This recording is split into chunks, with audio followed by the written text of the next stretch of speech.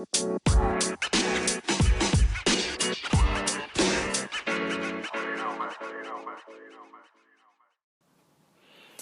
right, guys, welcome back to Tech to Cash. Today we're going to be talking a bit about a different sort of topic here. I'm going to be a bit specific about side hustles. So we're going to use a side hustle example and kind of break it down. So for those of you who are interested in making side hustles or creating side hustles or have a history of having a side hustle, you know that things go from, okay, there's a learning curve, let me learn about this side hustle, or maybe it's already something that, was a hobby or a topic in your life that you already knew about and you're creating it into a side hustle. So there's always that beginning phase that I feel like for side hustles, it's usually a small, like short beginning phase for the startup process, and then you just start rolling with it, right? So once you start with your side hustle, and you start actually like doing whatever it is that the work looks like, and then you start making sales, whatever that looks like, and you start making profits, whatever that looks like. So I would say if you think about the side hustle of iPhones, right? So there's a side hustle probably not even 3 years, but I want to say 2 years ago of iPhone 6. I think it was iPhone 6 screen, like the phone screen repairs. That was a side hustle, guys. That was a whole full on side hustle. And how that would work was you could basically buy the iPhone screens for maybe 15, $20, and you could, or the batteries. I think it was phone screen repairs or battery replacements, right? So you could either buy the screens or buy the batteries and then charge somebody to fix it on the spot, right? So say if a battery was $20 and a screen was $15, and you could charge easily 30, 40, $50 for the repair if someone came to you on the spot. But it depends how nervous of a person you might be, doing something on the spot and working with these tiny tools and these tiny little components, especially the little screws, and like you don't want to mess something up, right? On somebody's phone. And so, I think that's why there was also this other side hustle of buying used iPhones with a broken screen, or ones that had a dud battery, that to someone it was obsolete because there were newer versions of the iPhone, but the 6 was still something you could actually sell for like $120, $150. That's how much they were going for at that time, used, in good condition, with like say with a charger, with a good battery, good screen. You could use the fingerprint login. You could it had a good IMEI. It wasn't stolen, and it wasn't logged into iCloud. So you could actually set up your own new, cheaper, used iPhone for 120 to 150 or so dollars. But you could buy these iPhones with a broken screen or with a battery that didn't charge and all this kind of stuff. You could buy them off of people for like $40, $60, $25, and people would sell them to you on Craigslist or OfferUp because they wanted the cash, right? And so basically that was an advantage, was that there were people who near rent time, would rather get rid of that old iPhone that they were no longer using, that they knew they could sell for like $40 on the spot, $50 on the spot. That's worth leaving your house, going to a location, meeting a person who's going to examine your phone, make sure it's something they want to buy, and getting cash on the spot. And I would make them sign this bill of sale, just verifying that they didn't steal it and putting the phone number, the IMEI information. I had my own policy where I would check, to make sure everything worked. So I would plug it in my car. I would make sure the Wi-Fi worked, make sure the internet worked, make sure iCloud wasn't plugged in, make sure the IMEI listed that was written on the back of the iPhone, make sure it matched the one that was actually showing up in the system. I'd have to be able to navigate using the screen. So I would buy them with broken screens or that wouldn't hold the charge. But they had to be charged enough for me to do all of this inspection, and then I think there was a time where I also would,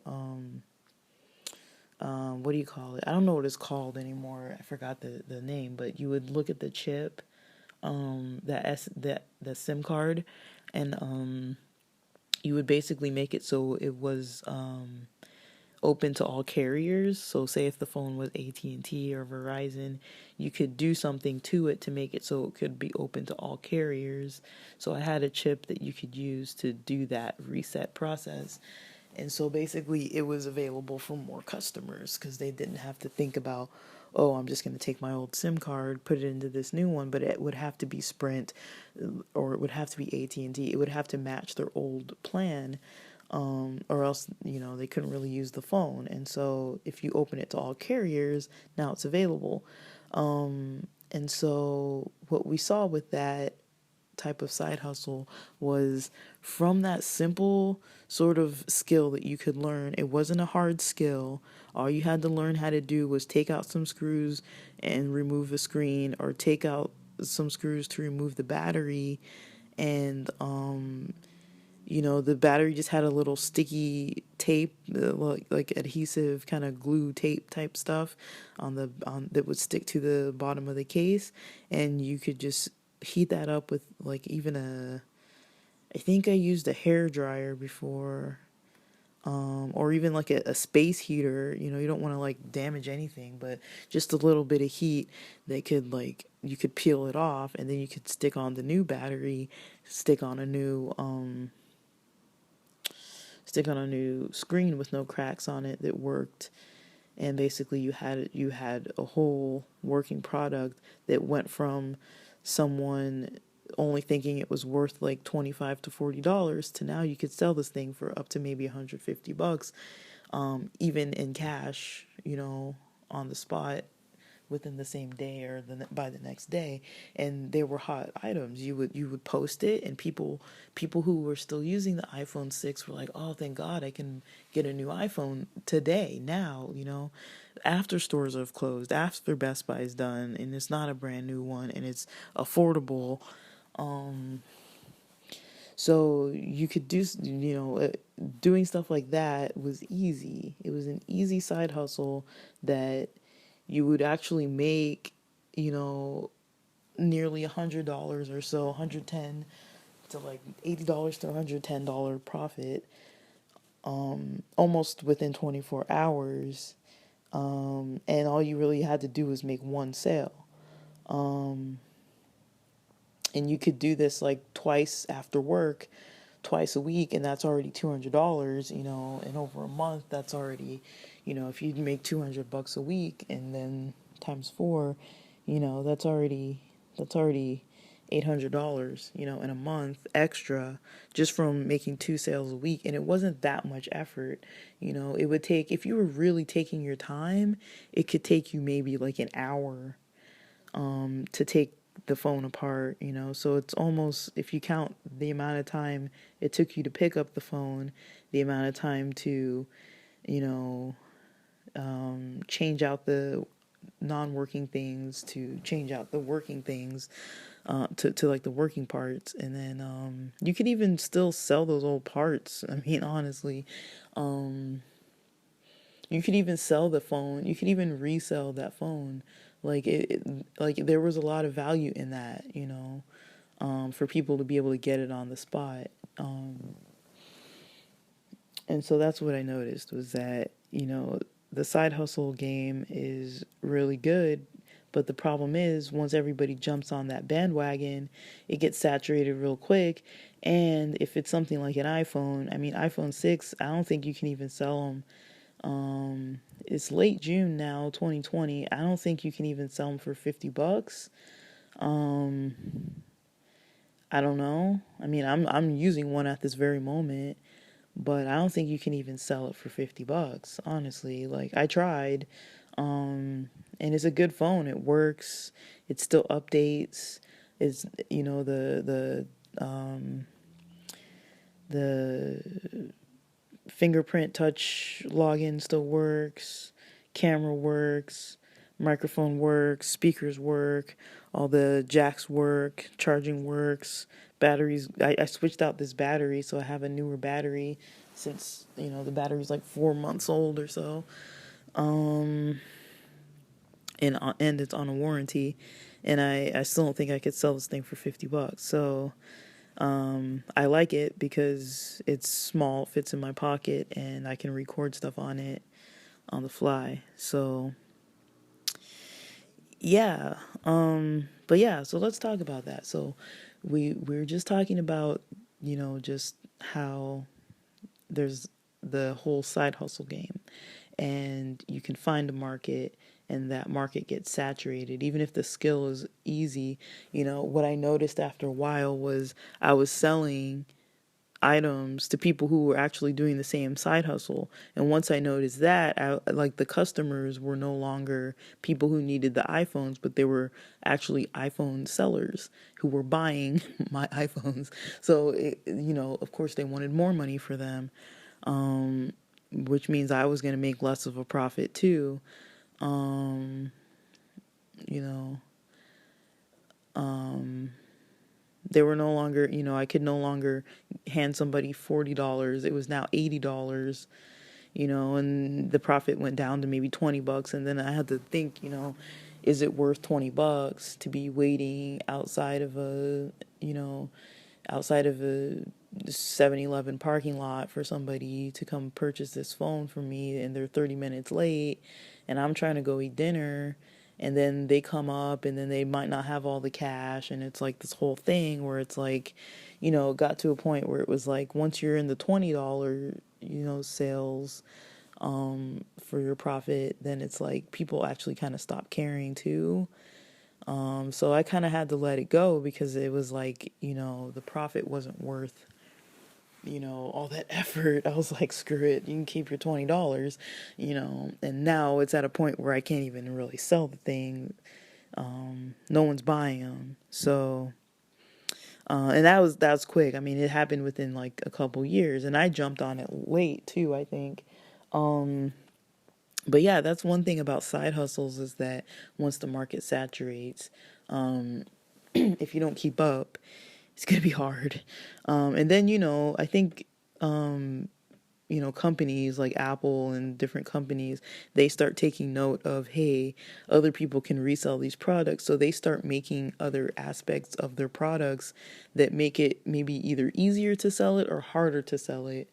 I feel like they make it harder in a lot of ways. I can't think of any specific examples right now, but I think, I feel like older phones were easier to buy used, and newer stuff is harder to buy used.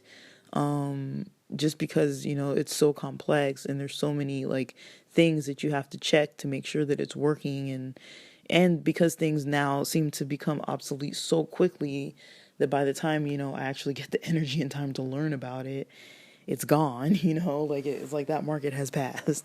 Those opportunities have passed. But what I wanted to talk about when you're looking at side hustles, one thing to really take into account is what you see around that side hustle market.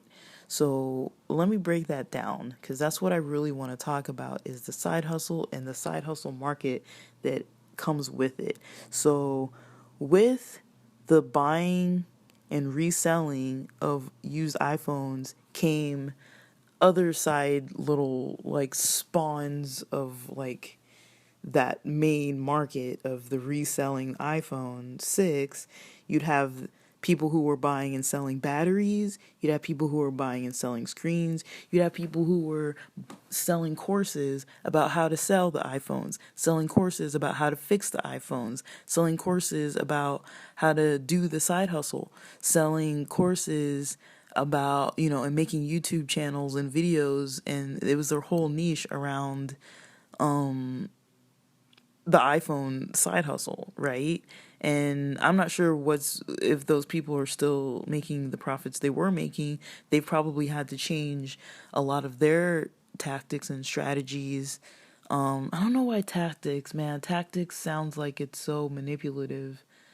I'm gonna have to look into that term, but I like to use the word strategies more. And I don't know, maybe it's just me, but yeah, like, don't only look at the side hustle you're doing. I mean, I'm not saying spread yourself thin and do everything. It's going to be hard to be a jack of all trades, but look at all the spawned off little extra niches, sub niches that come from a main hub. You want to see those little like sub, you know, niches that come off of that, because those might be something more interesting to you. They might be more lucrative. They might be more worth your time. Maybe you don't want to fix iPhones anymore. It's a hassle. It's a pain with the little screws, and like, it's a hassle trying to check somebody's whole phone. If you're selling just the screens and the batteries, you don't have to do all that. It's just a screen and a battery. You buy it, you resell it, right? You can buy it fake, not fake. Well, fake. You can buy it cheap off of those Chinese sites, buy a whole bunch of them in bulk for cheap, and then sell them to the people who are buying them for $15-$20 to do the repairs. And you're going to make a lot of profit off of that. It's less work, maybe more time waiting for the products to be shipped to you, but it's less work because you're not repairing anything. If you're selling a course, you can sell it for a whole lot more money. So you don't have to make as many sales. If you're mentoring somebody on how to make sales and how to become profitable, you basically have like a student almost for a while who's paying you. So you're generating income, them being able to make money, is dependent on you being able to teach them. And if they're not making profit, they're likely not going to keep paying you. So you're motivated to help them make their profit, but you do have an income that then is generated that is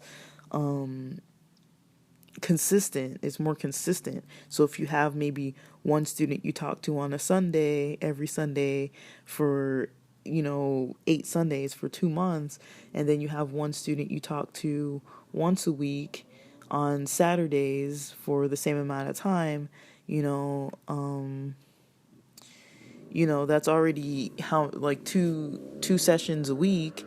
And if you charge like $200 a session, if they're making more than $200 a week and you're charging $200 a week, that's already $400 extra from 2 students, where you only really have to spend like an hour with them, and depending on what kind of market you're working with, if it's not like this, like, depending what kind of side hustle your mentee might have, it might not be one of those side hustles that changes too quickly, or it might be, but the thing is, your business that you're making off of teaching might change when the market changes. You might not get as many students. You might not be able to charge as high for those students if they're not going to make significant, bucks coming back into their pocket. They're not, maybe them paying you $200 is too much money then,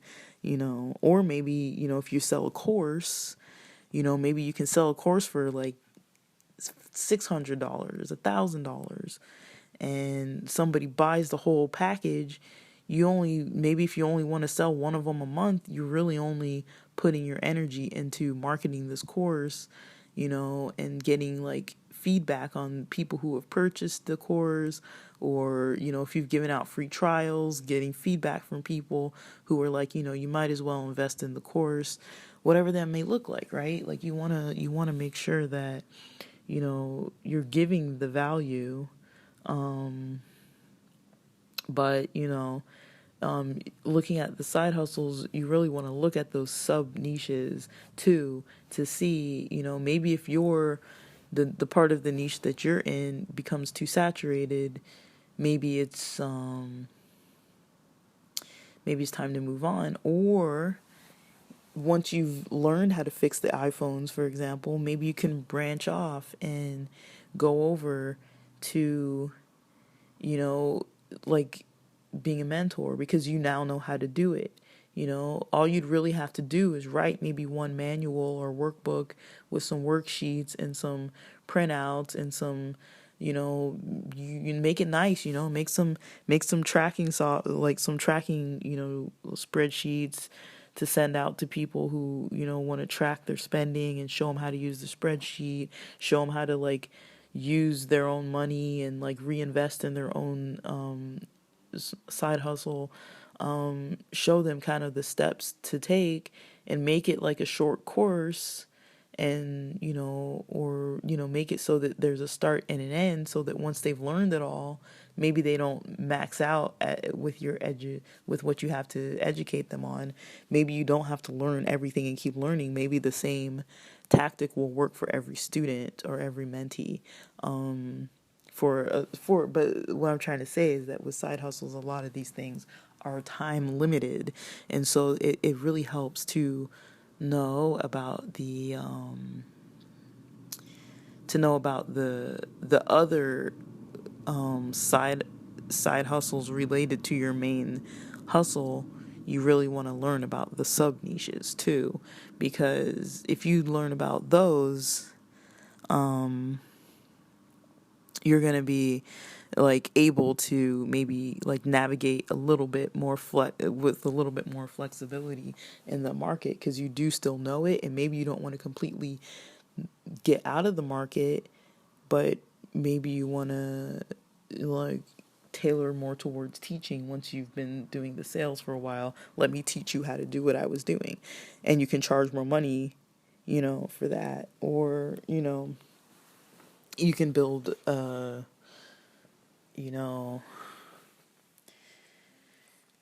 you can build an audience around that, build an audience around it. So that would be definitely what I'd recommend. And in addition to looking at those other side hustles, those sub niches, I would say brainstorming is important. So you wanna not only look at what they've done, other people have done with their courses, with their tactics, with their presentation of the information. You want to add something definitely valuable that you've noticed that you're not seeing other people promoting, or other people saying, or other people mentioning. Give a nugget, give more than a nugget, give things away for free. People notice when they're getting shoveled around, and they will stop engaging with your content if they notice, hey, I watched a video, it had no value that I could use. I watched the second video, it had some value, but it didn't yield results. And then I watched the third video, and then I bought a course, and the course had zero valuable information, even though I used it, as they said, for weeks, or, I mean, you guys, I've come across courses that, they promise you that they're going to get you to like a certain stage of income, but, geez, they have like these videos that you have to watch, which are great, but the initial videos are just pumping you up. I don't know how many pump up videos there were. There were like 5 or 6 videos about how to motivate yourself. And it's like, okay, but then it also wouldn't let you skip to like another module until you finished those, and within a week. So I think it made you wait like a week till you could go to the next section. I'm just gonna say, guys, if you wanna buy a course,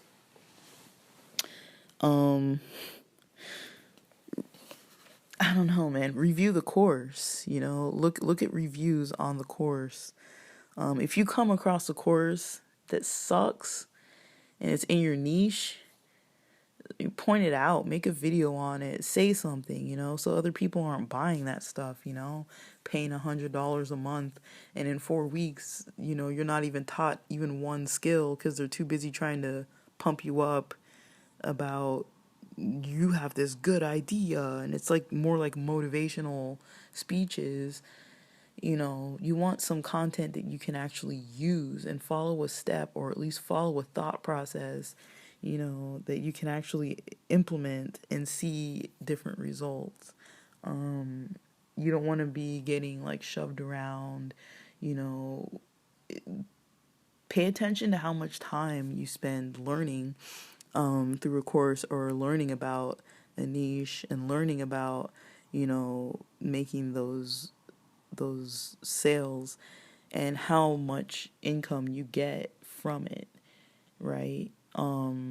Did you learn something that you use that, hey, now this is something I can use, that every time I use that skill or that technique, I get more income? Or is it just like a good thought? Like it sounds nice and it feels good to listen to it, but at the end of the day, at the end of 4 days, at the end of 30 days, I've still got nothing to show for it but a bunch of information in my mind and no money, right? Because let's be real. I mean, some of us have to make a living, and we're trying to, do legal work, legal jobs where you have more flexibility and more funds to do what you need. Maybe you're trying to pay off some bills. Maybe you're trying to save for a trip. Maybe you have a goal that you have in mind of what you want to do, but keep track of the way that you're going about it, and keep track of what works and keep track of what's not working. If you're doing something for multiple weeks and it's not working, and you would define what working means for you, like if that's like building an audience or making more money, generating a certain amount of revenue. If it's not working for you, try something else. Or maybe that side hustle might not be the one for you, but it can help to find side hustles that you actually care about. So for me, for example, I'm not going to be selling makeup. I don't know anything about it. I have to go out of my way to learn so much, and I don't care about it. It doesn't, bring any value to my life. I don't need it. The only time I've used it is if I'm in somebody else's wedding and they make me wear it, or maybe Halloween. So, for me that, no, it's not something I even keep up with. So for me, that would be the most pointless one. And I'm not saying that there's not money in it, because there's definitely a lot of money in makeup and, cosmetics and things like that. People care about that kind of stuff. A lot of people care about that kind of stuff. I don't care about that kind of stuff. I care about tech stuff. So to me, it makes more sense to go into something tech related, something that I use often, something that I know often, that I'm not going to have to, climb that learning curve and spend my time doing that part for a long time first, and then learning about it, and then doing the whole trial and error part, like sometimes there's just stuff I know about that I can just be like, oh, I could just do this and sell this, and I don't have to think too much extra about it. Sometimes those are the best things to start going into, just because it keeps the momentum going. So yeah, I would say, definitely the brainstorming helps, it helps to sit, reflect, brainstorm, but don't do so much brainstorming that you're not putting in the work. And that's one thing, I mean, I'll probably keep stressing this so often, that sometimes it feels like you're putting in work, but it's not. It's daydreaming about it and thinking about it, and, looking online, searching about it. And yeah, all these aspects are important. It's going to be important to learn. I'm not saying ignore all that stuff, but if you notice that after a month, or after a few weeks, or after however long, you're putting in all this energy and effort and time, or even money, and you're not getting a profit, then you might need to change something up, because Sometimes, we trick ourselves into thinking like I'm putting in all this effort, I'm putting in all this work. And you are, it is a form of effort, it is a form of work, but, you're going to get sick of it quick if you're not making any money from it. And, it's not that it doesn't have value, because it will definitely add value. It's going to add value to have all these extra foundational pieces, that, you don't get that from, hitting the pavement and going and doing sales at a swap meet and sales at a, off of your OfferUp app and sales like that. You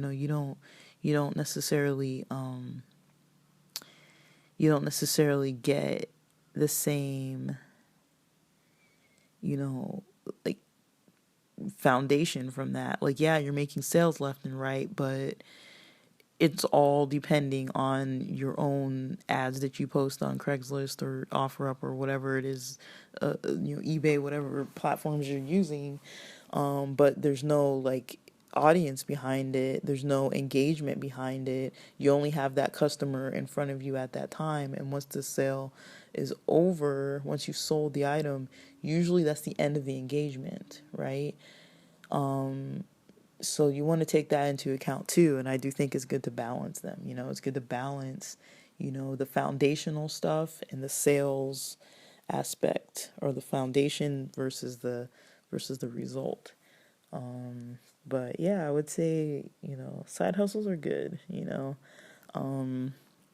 a good thing to consider. They're a good thing to look into.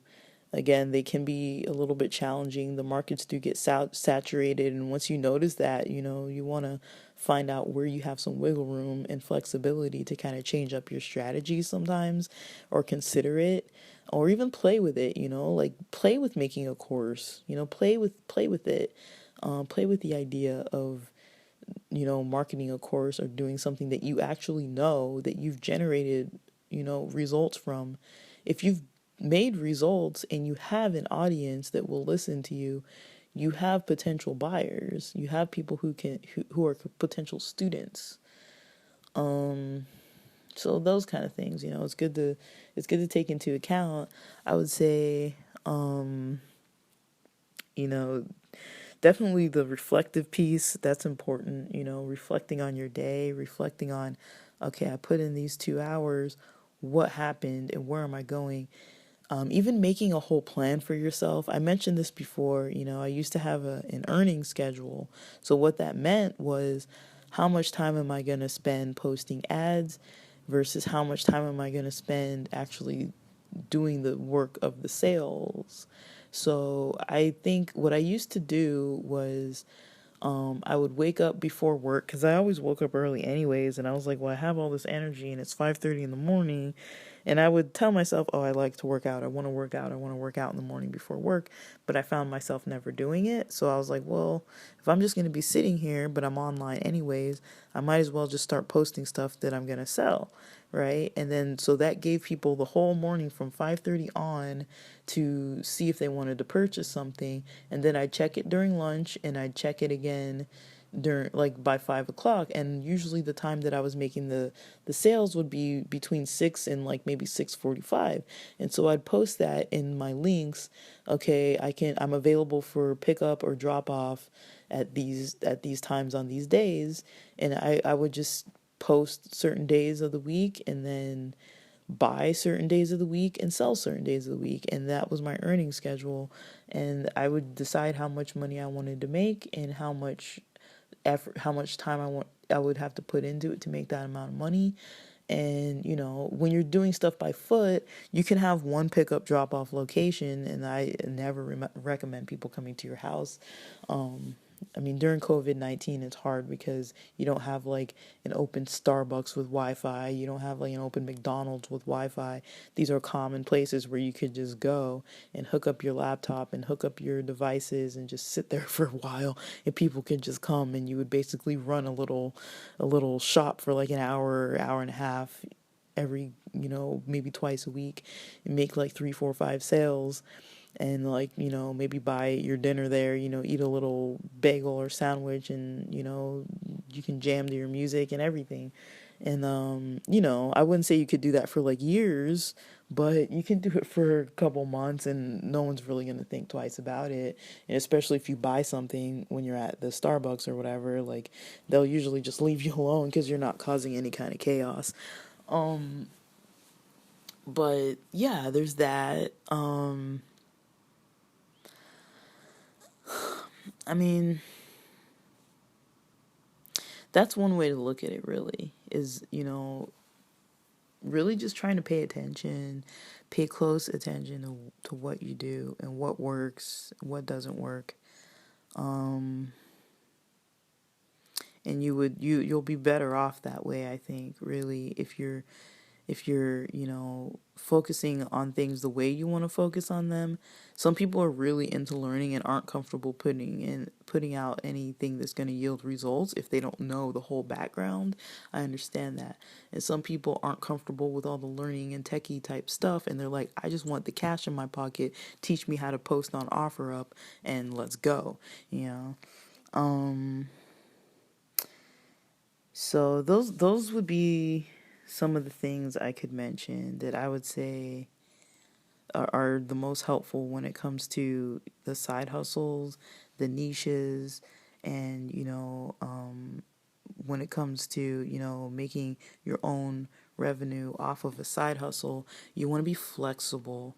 You don't want to be necessarily stuck in, if I was stuck there swapping out, iPhone screens and batteries still with the 6, I mean, how hard would I be trying to struggle right now selling iPhone 6s, trying to get $100 profit when they're not even selling for $100? I mean, it's just not going to be possible. So, it is wise to know how to change, and just knowing if you're working in certain niches that are in certain categories like tech or finance or whatever it may be, those things change. Some things change, some things change quickly. Within a year, you know, iPhone, they keep coming out with iPhones, right? They keep coming out with PCs, they keep coming out with MacBooks, they keep coming out with different cars, they keep coming out with different stuff. But a lot of these different skills are still going to cross over. If you think about your skills with marketing, you think about your skills with sales, you think about your skills with, using those QR codes every time you have someone who purchases something, or giving them a freebie, or giving them something, some sort of thing that they might engage with you. Um, let's see. Like, there was an idea that I had too when it comes to side hustles when you're making sales face to face.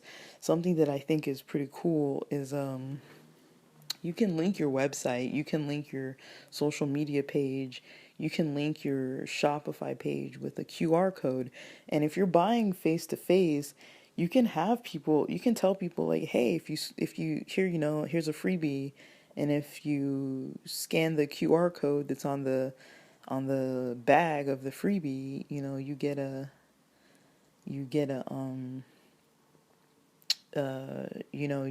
website, or you get like a free something, give away something free, or say, hey, if you scan this QR code for more products, it just gives you the website link, and then I'll give you a free sticker or something, you know, with your purchase if you scan this thing.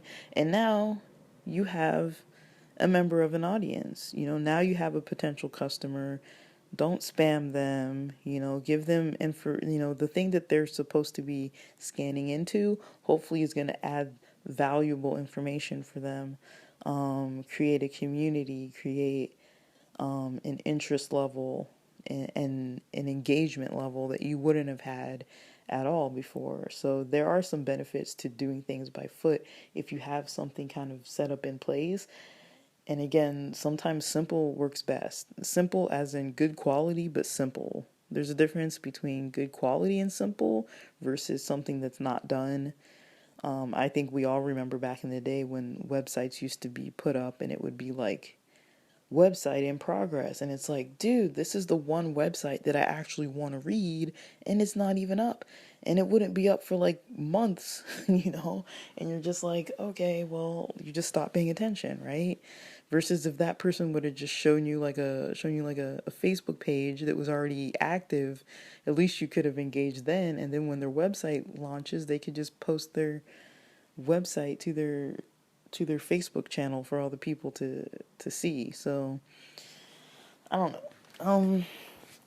Hopefully this is helpful though. I mean, I like to put out content related to things that I'm really passionate about, things that I've actually done, things that I've seen and heard and witnessed with my own eyes, my own hands, with my own brain. For those of you who have never been in the side hustle realm, you might not know much about this, but for people who have been in the side hustle realm, you notice that things change pretty quickly. It does, work to your advantage to know what to do if things are going to change, because they likely will, depending on what your interests are. But there are a lot of things that change, right? So, yeah, so I hope that was helpful. Hopefully, you can implement some of these tips and tricks into your own strategies. And I'm going to keep posting some more stuff for you guys to think about and to. I just really hope it resonates with you guys, because we're all out here. This podcast channel, tech to cash. I'm really trying to focus on, when you're using tech and you're doing some form of techie thing, how's the cash side of it going to look if you're trying to generate revenue? Is it possible? Yes. But are there flaws that come up easily? Yes. I'm trying to point out some of those things in a way that helps people to move forward and not get stuck and not get demotivated and not think, hey, this stuff doesn't work. So, yeah, so we're gonna talk some more about that, and yeah, thanks so much for listening, you guys. I appreciate you engaging with this content, and hopefully it's really helpful. If you have questions, run them by me. If you have comments, run them by me, and hopefully you're looking forward to the next episode as much as I am. All right, guys, stay safe out there, and thanks for listening.